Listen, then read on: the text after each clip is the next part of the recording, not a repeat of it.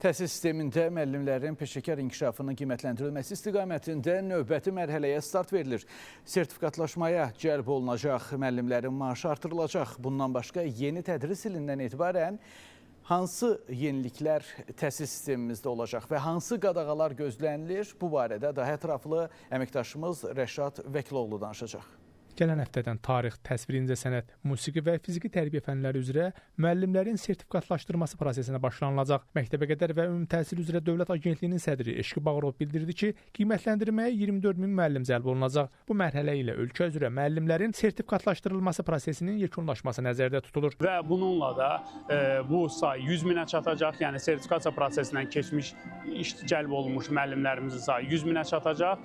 Əmək haqqı artımı şamil olunan müəllimlərin sayı isə yeni tədris ilindən 90 minə çatacaqdır. Eşqi Bağırov ötən ildən paytaxt məktəblərində tətbiqinə başlanılan rəqəmsallaşma platforması ilə bağlı bildirdi ki, pilot layihənin həyata keçirilməsində məqsəd təhsil prosesinin daha çevik idarə olunması, məktəb müəllim, valideyn əlaqələrinin gücləndirilməsi və idarəetmədə rəqəmsal həllərin tətbiqinin artmasıdır. Bu yalnız Bakı şəhərində yox, eyni zamanda ölkənin digər böyük şəhərlərində də, Gəncə şəhərində, Sumqayıt şəhərində və digər rayon və şəhər məktəblərində də tətbiqi başlanılacaqdır və bu platformadan istifadə edənlərin sayı artacaqdır. Agentliyin sədrinin sözlərinə görə şagirdlərin tam orta təhsil pilləsində daha keyfiyyətli təhsil almasını təmin etmək, tədris mühitini müasir tələblərə uyğunlaşdırmaq və təhsil nəticələrini yüksəltmək məqsədi ilə icra olunan tam orta məktəb layihəsi çərçivəsində məktəblərin sayının artırılması nəzərdə tutulur. 2 tədris ilidir ki, biz 14 ümumi təhsil məktəbində bu layihəni icra edirik. Layihənin məqsədi ümumi təhsil məktəbində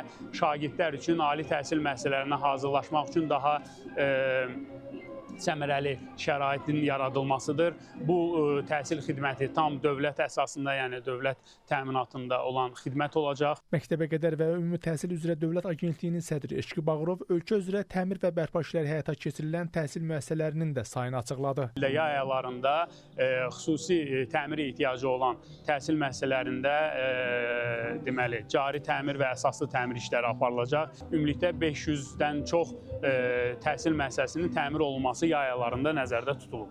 Bəs ümumilikdə orta məktəblərdə şagirdlərin mobil telefon istifadəsinə qadağa qoyula bilərmi?